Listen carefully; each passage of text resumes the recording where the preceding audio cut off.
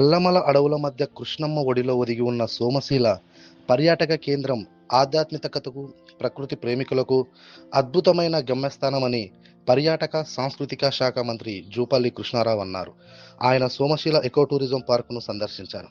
View point నుంచి కృష్ణానది ప్రకృతి అందాలను వీక్షించారు. ఈ సందర్భంగా సోమశీల తీరం నుంచి ఎకో పార్క్ వరకు మంత్రి బోటులో విహరించారు.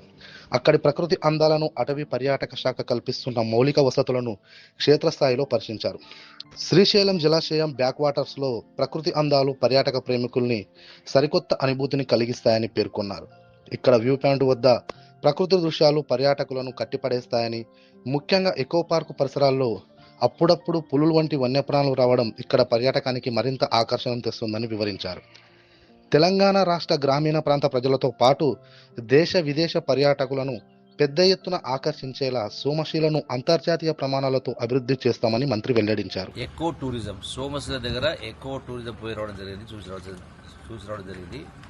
అక్కడ వ్యూ పాయింట్ ఉంది, 2 అంతస్తులతో ఒక టవర్ మారి కట్టింది. దానిపైన చూస్తే అద్భుతమైనటువంటి వాతావరణం కనపడుతూ ఉంది. గొప్ప టూరిజం ప్లేస్. ఇతర దేశాల్లో ఉన్నదానికంటే కూడా అది అంత గొప్ప కనపడతా ఉంది. చాలా బాగుంది.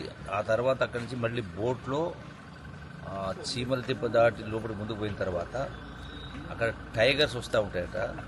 అక్కడ కూడా ఒక చిన్న స్ట్రక్చర్ కట్టిండ్రు. చిన్న బోట్లో పోయేసి ఇక్కడ దాకా పోయి చూసేది.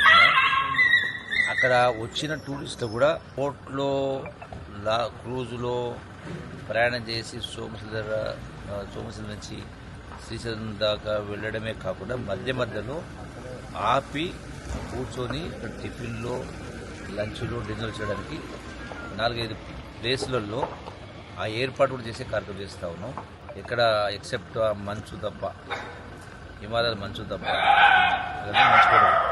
మంచు కూడా ఉండదు. కానీ అదే వాతావరణం, అతను గొప్ప వాతావరణం ఇక్కడ ఉంది. కాబట్టి ఒకవైపున వాటర్ బాడీ, పెద్ద 150 కిలోమీటర్ల వాటర్ బాడీ, ఇంకోవైపున గొప్ప గొప్ప దేవాలయాలు, ఇంకో పెద్ద గొప్ప ఫారెస్టు, టైగర్ ఫారెస్టు, మరోపక్క కాళేశ్వరం ఏదైతే మనం మాట్లాడుతూ ఉంటామో దానికంటే అంటే ఆ స్థాయిలో అంతకు మించినటువంటిది పాలమూరు లిఫ్టిగేషన్ పంపులు ఉన్నది.